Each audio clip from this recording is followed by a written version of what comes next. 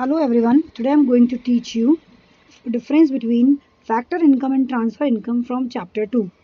Factor income, transfer income. Sometimes students confuse between factor and transfer income. First of all, keep one thing in mind. If we are talking about factor income, it means income from all the factors of production. And I hope you all are aware about factors of production. How many factors of production are there? 4. Land, labor, capital and entrepreneur. Right? So whatever income received from all these things, all the factors of production is the factor income. For example, rent received from land is the factor income. Wages received by labor, factor income. Interest received on capital, factor income. Right? Profit earned by entrepreneur is the factor income. So all these are factor income. So in factor income, basically whatever income is received by factors of production by providing productive services means अगर वो किसी production process में involve हैं, यहाँ पर give and take है, काम करोगे तो पैसा मिलेगा, राइट? तो अगर जो जितने भी फैक्टर्स ऑफ प्रोडक्शन हैं वो प्रोडक्शन प्रोसेस में जब अपनी सर्विसेज देते हैं उसके बदले जो भी पैसा मिलता है that is known age factor income. In case of transfer income, income तो हो रही है, इनकम तो हो रही है बट विदाउट प्रोवाइडिंग और विदाउट रेंडिंग यानी प्रोडक्टिव सर्विसेज, कोई प्रोडक्टिव सर्विसेज प्रोवाइड नहीं कर रहे हैं. एक एग्जांपल देती हूँ, जैसे मैंने भी आपको काम दिया कि प्रोडक्टिव सर्विसेज लाइक लैंड दी आपने तो रेंट दे दिया, लेबर लिया आपने तो वेजेस दे दिया, like that. But transfer income में फॉर एग्जांपल गिफ्ट्स, आपका बर्थडे आपको गिफ्ट मिला, ट्रांसफर इनकम. आपके घर गेस्ट है, आपको चॉकलेट दे गए या आपको मनी दे गए, transfer income. Unemployment allowance, transfer income. Charity, transfer income. मंदिर में पैसे चढ़ाते हो, ट्रांसफर इनकम. यानी कि यहाँ गिव एंड टेक नहीं है, वन साइडेड इनकम है. यहाँ टू साइडेड थी, गिव एंड टेक, काम करो बदले में पैसा लो. ट्रांसफर इनकम बिना काम करे आपको पैसा मिलता है, right? So it refers to income received by factors of production for rendering factor services in the production process. आपने जब प्रोडक्शन प्रोसेस में फैक्टर सर्विसेज प्रोवाइड करी उसके बदले जो इनकम होती है दैट इज फैक्टर इनकम. ये तो क्लियर हो गया होगा, अभी बताया था मैंने. बट अगर हम ट्रांसफर इनकम के बारे में बात करते हैं तो इनकम रिसीव विदाउट रेंडरिंग, देखो बिना किसी प्रोडक्टिव सर्विस को प्रोवाइड करे हुए. यहाँ आपने प्रोडक्टिव सर्विस प्रोवाइड करी, प्रोडक्शन प्रोसेस में हेल्प करी, सर्विसेज दी, उसके बदले आपको पैसा मिला. यहाँ पर आपको जो पैसा मिल रहा है लेकिन आपने कोई भी प्रोडक्टिव सर्विसेज प्रोवाइड नहीं करी है, कोई प्रोडक्शन प्रोसेस में कोई इन्वॉल्वमेंट आपका नहीं है, राइट? नेक्स्ट आता है नेचर. अगर हम नेचर की बात करें तो जो फैक्टर इनकम है वो दोनों में इंक्लूड होगा, नेशनल इनकम में भी और डोमेस्टिक इनकम में भी, राइट? लेकिन अगर हम ट्रांसफर इनकम की बात करते हैं तो ट्रांसफर इनकम ना तो नेशनल इनकम का पार्ट है ना डोमेस्टिक इनकम का पार्ट है, इंक्लूड नहीं होगा. क्यों नहीं होगा? रीज़न वही रहेगा. क्यों नहीं इंक्लूड होता है ये? क्योंकि ये कोई भी प्रोडक्टिव प्रोसेस में इन्वॉल्व नहीं है. और नेशनल इनकम में डोमेस्टिक इनकम में वही चीज़ें आएंगी, वही आइटम्स आते हैं जो कि प्रोडक्शन प्रोसेस में, चाहे वो प्रोडक्शन ऑफ गुड्स हो चाहे प्रोडक्शन ऑफ सर्विसेज हो, कुछ ना कुछ होना चाहिए तभी वो नेशनल इनकम या डोमेस्टिक इनकम के पार्ट कहलाएंगे. अगर ना तो कोई प्रोडक्शन ऑफ गुड्स हुआ है ना प्रोडक्शन ऑफ सर्विस हुई है तो वो नेशनल इनकम का पार्ट नहीं है. इसलिए ट्रांसफर इनकम ना तो नेशनल इनकम में आती ना ही डोमेस्टिक इनकम में आती है, correct? Next is concept. If I am talking about the concept of factor income is the earning concept. Earning मतलब कमाना, काम करा उसके बदले अर्न किया, that is the earning concept, factor income. But if we are talking about the transfer income it is the receipt concept only. Receipt मतलब बस पैसा मिल रहा है विदाउट एनी वर्क, तो it is the receipt concept. Okay, next is recipient. Who is the recipient of factor income? अभी मैंने आपको बताया कि फैक्टर्स ऑफ प्रोडक्शन को मिलता है फैक्टर इनकम. देखो land, labour, capital and enterprise या एंटरप्रेन्योर, कुछ भी बोल सकते हो आप. ट्रांसफर इनकम मिलता है, बेटा सुन लीजिए बहुत ध्यान से, हाउस होल्ड को और गवर्नमेंट को. किसको मिलता है? हाउस होल्ड को या फिर गवर्नमेंट को. गवर्नमेंट को किस फॉर्म में मिलता है? Gifts and grants. गवर्नमेंट को किस फॉर्म में मिलता है? Gifts and grants. अब आप कहोगे गिफ्ट्स एंड ग्रांट्स क्या होते हैं? देखिए, हमारी प्राइम मिनिस्टर दूसरी कंट्री में गए, उनको कुछ गिफ्ट मिला, कुछ भी दूसरी कंट्री के मिनिस्टर ने कुछ भी दिया, दैट इज़ द गिफ्ट. या वो कोई दूसरी कंट्री के मिनिस्टर हमारी कंट्री में आए और कुछ दिया हमारी गवर्नमेंट को, हमारे प्राइम मिनिस्टर को, हमारे प्रेसिडेंट को, that is the gift, right? और ग्रांट्स होता है जो मजबूरी में दिया जाता है. जैसे कि कहीं पर कोई नेचुरल कैलेमिटी आई, जैसे हमारे यहाँ उत्तराखंड में जब आई थी नेचुरल कैलेमिटी, याद है ना, जहाँ पर ये आपका उत्तराखंड वगैरह काफ़ी उजड़ गया था. तो उस टाइम पे जो अलग अलग स्टेट्स या अलग अलग कंट्रीज जो हेल्प दे रही हैं that is the part of transfer income, वो गवर्नमेंट को मिलती है. समझ में आ गया? जैसे केरला में एक बार फ्लड आई थी तो अदर स्टेट्स ने भी हेल्प करी थी ना, तो उसको ट्रांसफर इनकम कहेंगे उस पर्टिकुलर स्टेट की. तो मेरी बात क्लियर हुई आपको? तो गिफ्ट्स और ग्रांट्स, गिफ्ट्स दिए जाते हैं हैप्पीनेस में, ग्रांट्स दिए जाते हैं जब कोई प्रॉब्लम होती है. और हाउस होल्ड को किस फॉर्म में मिलता है? हाउस होल्ड को मिलता है अनएम्प्लॉयमेंट अलाउंस, स्कॉलरशिप, पेंशन, समझ में आया, गिफ्ट्स, इस फॉर्म में। I hope this is clear to everyone. Factor income, transfer income. Now let's move towards the final goods and intermediate goods. Final goods बेटा हमेशा याद रखें, अगर हम फाइनल गुड्स के बारे में बात कर रहे हैं तो वही गुड्स फाइनल गुड्स कहलाएंगे जो दो पर्पस के लिए यूज हो रहे हैं, या तो कंजम्पशन के लिए या फिर इन्वेस्टमेंट के लिए। आगे मेरी बात समझ में, या तो कंजम्पशन के लिए या फिर इन्वेस्टमेंट के लिए। तो final goods are those goods which are use either for consumption और फॉर इन्वेस्टमेंट। आई मेरी बात समझ में। लेकिन अगर हम इंटरमीडिएट गुड्स के बारे में बात करें, इसके भी दो पर्पज हैं। एक तो होगा रीसेल, या तो मतलब किसी ने परचेज किया है किसके लिए, या तो रीसेल के लिए या फिर for further production with in the same year.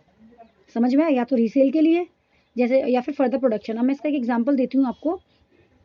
अगर इंटरमीडिएट का एग्जांपल लें, सपोज आपको मैं बात बताऊँ, हाँ, तो अगर हम बात करते हैं मदर डेयरी की, मदर डेयरी ने मिल्क परचेज करा, किसके लिए परचेज करा मदर डेयरी वाले ने मिल्क, जो मदर डेयरी का स्टॉल है या फिर कोई शॉप है, सेंटर है, उन लोगों ने, या अमूल है, उन लोगों ने मिल्क परचेज किया।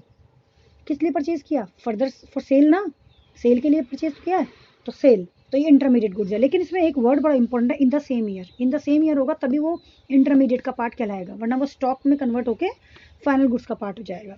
ठीक है, एक और एग्जांपल देती हूँ। सपोज करिए बेकरी वाले ने शुगर खरीदी है, ओके, या ऑल पर्पस फ्लावर खरीदा है, व्हीट फ्लावर खरीदा है, कुछ भी खरीदा है, किसके लिए खरीदा है, फॉर फर्दर प्रोडक्शन। मिठाई वाले ने, कोई स्वीट शॉपकीपर है, उसने खरीदिया, ऑयल खरीदा है, घी खरीदा है, किसके लिए परचेज किया उसने सब चीज़ें, for further production in the same year. तो वो सारे हमारे इंटरमीडिएट के पार्ट हैं। आई मेरी बात समझ में। और फाइनल गुड्स अभी मैं वो आगे नीचे जाऊँगी तब अच्छे से आपको मैं बताऊँगी। ठीक है, चलिए, नेचर अगेन हुई, जो फाइनल गुड्स हैं वो दोनों में इंक्लूड होगा, डोमेस्टिक इनकम में भी और नेशनल इनकम में भी। ठीक है, लेकिन इंटरमीडिएट गुड्स ना तो ये नेशनल इनकम में इंक्लूड होंगे ना ही डोमेस्टिक इनकम में। अब आप कहोगे ऐसा क्यों मैम, अब मेरी एक बात सुने। सपोज करिए हमारे घर में टेबल है, ठीक है, table is a final good, table is a final good, तो वो इंक्लूड होगा, उसकी वैल्यू डोमेस्टिक में भी नेशनल इनकम में भी। ठीक है, लेकिन वो टेबल किससे बनी है, वुड, उसमें और क्या लगा, नेल्स, उसमें और क्या लगा, फेविकॉल, उसमें और क्या लगा, लेबर लगी है, बहुत सारी पेंट लगा है, बहुत सारी चीज़ें लगी हैं। तो अगर हम उस टेबल की वैल्यू निकालते हैं, सपोज वो टेबल हमने 10,000 की खरीदी, तो डेफिनेटली उस 10,000 में उसके जितने भी उसमें इंग्रेडिएंट्स यूज हुए हैं और प्रॉफिट भी इंक्लूडेड है, सब कुछ इंक्लूडेड है ना उस 10,000 में, राइट। तो अगर मैं आपसे कहूँ कि बेटा 10,000 की टेबल है, उसके ऊपर 500 रुपीज़ फेविकॉल के हैं, 2,000 रुपीज़ हमारी वुड के चार्जेस हैं और 200 रुपीज़ नेल्स के चार्जेस हैं, तो क्या ऐसा होता है, नहीं होता ना। आप रेस्टोरेंट गए हो खाना खाने, आपने ऑर्डर करा, चलो आपने बर्गर किंग गए हो, बर्गर ऑर्डर किया, बर्गर 55 रुपीज़ का है, आपने ले लिया। उसके बाद कोई वो ये थोड़ा ना बोलेंगे कि 55 का तो बर्गर है, अब उसके बाद आप हमें टिक्की के इतने चार्जेस हैं और चीज़ के इतने चार्जेस हैं, बंस के इतने चार्जेस हैं, ऐसा थोड़ा ना होता है। व्हाट डज इट मीन कि value of all intermediate goods is already included in the value of final goods. अगर हम इंटरमीडिएट की बात करें तो इंटरमीडिएट की जो वैल्यू है वो सारी ऑलरेडी फाइनल गुड्स में इंक्लूडेड है।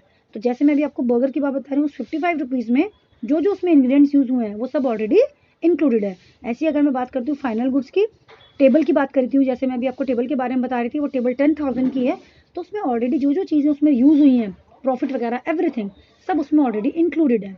तो अगर हम फाइनल गुड्स की वैल्यू को भी सपोज करो नेशनल इनकम या डोमेस्टिक इनकम में इंक्लूड कर दें और इंटरमीडिएट की वैल्यू को भी अगर हम इंक्लूड कर देते हैं, तो it leads to double counting. Double counting हो जाएगी ना भाई, 10,000 हमने टेबल का भी चार्ज कर लिया, फिर हम कह रहे हैं 500 का ये, 100 का ये, 1000 का ये, तो उससे क्या हो जाएगा, ओवर हो जाएगा ना नेशनल इनकम, तो it leads to double counting. तो हमारी प्रॉपर मेजरमेंट नहीं होगी, ना तो नेशनल इनकम की ना ही डोमेस्टिक इनकम की। आई होप ये क्लियर हो गया होगा आप लोगों को। अगर कोई डाउट हो तो प्लीज़ कमेंट करिएगा। वैल्यू एडिशन, अब वैल्यू एडिशन सिंपल चीज़ बताती हूँ मैं आपको, फाइनल गुड्स में कभी भी कोई वैल्यू एडिशन नहीं होती, बट इंटरमीडिएट में होती है। एक एग्जांपल देती हूँ, सपोज करिए A B, suppose Ram Shyam Sita, मैं नाम लेती रहूँगी, ठीक है। राम ने क्या करा, एक फैब्रिक परचेज किया शर्ट बनवाने के लिए।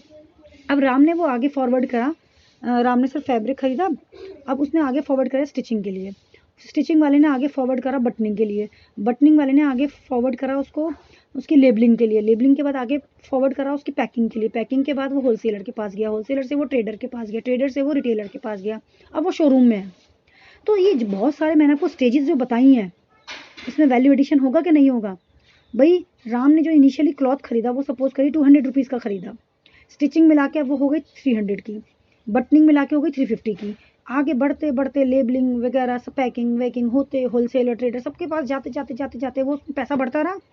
फाइनली जब वो शोरूम पे पहुंची तो उसकी कॉस्ट हो गई है 600 रुपीज़ मान लीजिए। अभी लेकिन जो सेलर है, जो रिटेलर है, वो बेच रहा है उसको 800 रुपीज़ में, यानी कि अभी और वैल्यू एडिशन होना बाकी है। तो एक बात सिंपल आप समझें, जब तक कोई भी गुड कंज्यूमर तक ना पहुंच जाए, जब तक कोई भी गुड कंज्यूमर तक ना पहुंच जाए, उसको हम इंटरमीडिएट बोलेंगे। क्यों? क्योंकि उसमें वैल्यू एडिशन होता रहेगा। मैंने शर्ट खरीद ली, आपने शर्ट खरीद ली, तो हमने क्या बेचने के लिए खरीदी है? नहीं ना, हमने तो पहनने के लिए खरीदी है। तो उसमें कोई वैल्यू एडिशन नहीं होगा, तो वो फाइनल गुड कहलाएगा। Am I clear? Final intermediate clear हो गया? फाइनल में कोई वैल्यू एडिशन नहीं हो रहा। कई बार ऐसा हाँ होता है कि हमने शर्ट खरीदी, मेरे फ्रेंड को अच्छी लगी, मैंने उसको दे दी, बट मैंने क्या प्रॉफिट मोटिव से दी है उसको कि मैं उसको या तो रीसेल करूंगी या कोई फर्दर प्रोडक्शन करूंगी? नहीं, मैंने तो अपने लिए खरीदी थी, उसको अच्छी लगी, मैंने कहा कोई बात नहीं तुम ले लो, अगली बार मैं दूसरी परचेज कर लूँगी। आई मेरी बात समझ में? लेकिन इंटरमीडिएट के बारे में अगर हम बात करते हैं, इंटरमीडिएट में हर स्टेज पे वैल्यू एडिशन होता है, और जहाँ पर वैल्यू एडिशन होता है उसी को हम इंटरमीडिएट बोलते हैं। Am I clear? डमी ने ड्रेस पहनी हुई है, समझ में आया? डमी ने ड्रेस पहनी हुई है, लेकिन वो भी अब उसमें वैल्यू एडिशन होगा ना, तो वो हमें तो महंगी मिलेगी जितने की उस रिटेलर ने खरीदी है, तो intermediate. Next is production boundary. Production boundary नाम पे मत जाना। प्रोडक्शन बाउंड्री का मतलब ये नहीं कि प्रोडक्शन हो रहा है।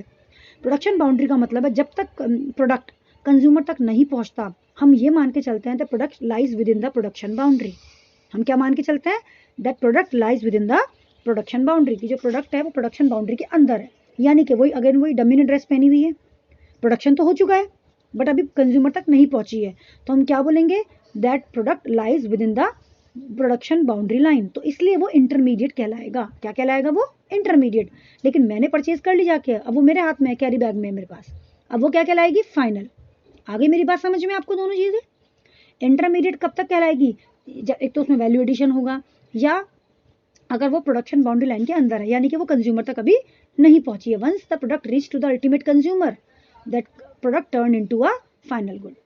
क्लियर? आगे देखते हैं एग्जाम्पल। अब आपको एग्जाम्पल से बहुत सिंपल समझ में आएगा, इसमें मत देखिए, मैं वैसे ही जनरली बताती हूँ आपको। देखो, अब वही sugar purchased bye me is example of final good. समझ में आया? क्योंकि मैंने शुगर खरीदी है कंजम्पशन के लिए। But sugar purchase by sweet shopkeeper, sugar purchase by sweet shopkeeper, किसी मिठाई वाले ने ली है, अब क्या है वो? इंटरमीडिएट। क्यों है वो intermediate? Because he purchase that sugar for further production in the same year. उसने कुछ फर्दर प्रोडक्शन के लिए, मिठाई बनाने के लिए, किसी और पर्पज के लिए उसने शुगर ली है। आगे बात समझ में? अब वही शुगर अगर ग्रॉसरी वाले ने ली है, किसने ली है? ग्रॉसरी शॉपकीपर ने, प्रोविजन स्टोर ने ली है होलसेलर से, तो वो क्या कहलाएगा? वो भी इंटरमीडिएट है, क्योंकि ग्रॉसरी वाले ने क्यों खरीदी है वो sugar? For sale, resale within the same year. किसके लिए खरीदी है? रीसेल के लिए। एक और एग्जांपल देती हूँ, मैंने मोबाइल खरीदा या आपने मोबाइल खरीदा, फाइनल गुड, राइट। लेकिन मोबाइल डीलर ने मोबाइल परचेज किया, किस लिए परचेज किया उसने? फॉर सेल, रीसेल कहेंगे, for resale within the same year, तो वो कौन सा गुड हो गया हमारा? Intermediate. Am I clear? Okay, so एक चीज़ और मैं बता देती हूँ आपको, ये चलिए पहले इतना आप समझें, मैं नेक्स्ट वीडियो में आगे का टॉपिक आपसे शेयर करूँगी। Thank you students.